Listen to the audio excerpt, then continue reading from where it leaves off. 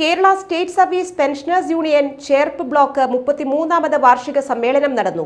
ജില്ലാ panchayat president VS Prince ഉദ്ഘാടനം ചെയ്തു.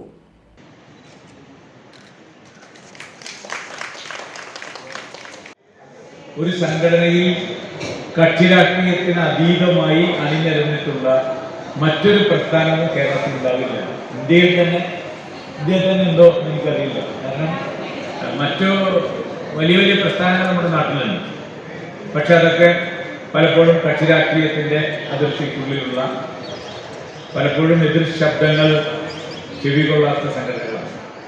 പക്ഷെ അതിൽ വ്യത്യസ്തമായ എല്ലാവരെയും ഉൾക്കൊള്ളുന്ന, എല്ലാവരെയും ചേർത്ത് പിടിക്കുന്ന, കക്ഷി രാഷ്ട്രീയത്തിന് അതീതമായ നിലപാടുകൾ എല്ലാ കാലത്തും സ്വീകരിക്കുന്ന ഒരു സംഘടനയായി ഇവിടെ കേരള സ്റ്റേറ്റ് സർവീസ് പെൻഷനേഴ്സ് യൂണിയന് മാറാൻ കഴിഞ്ഞിട്ടുണ്ട് എന്നുള്ളത് ചെറിയ കാര്യമാണ്.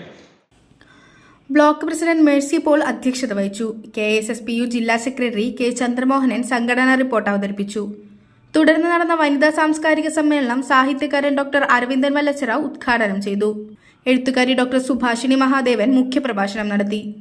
തൃശൂർ ജില്ലാ ശരീര സൗന്ദര്യ മത്സരത്തിൽ മാസ്റ്റേഴ്സ് 60+ വിഭാഗത്തിൽ 1ാം സ്ഥാനം നേടിയ CK മോഹൻകുമാറിനെയും തപസ്യ കലാസാഹിത്യവേദി കവിതാരചനയിൽ 3ാം സ്ഥാനം കരസ്ഥമാക്കിയ സുമതി ടീച്ചറെയും ചടങ്ങിൽ അനുമോദിച്ചു.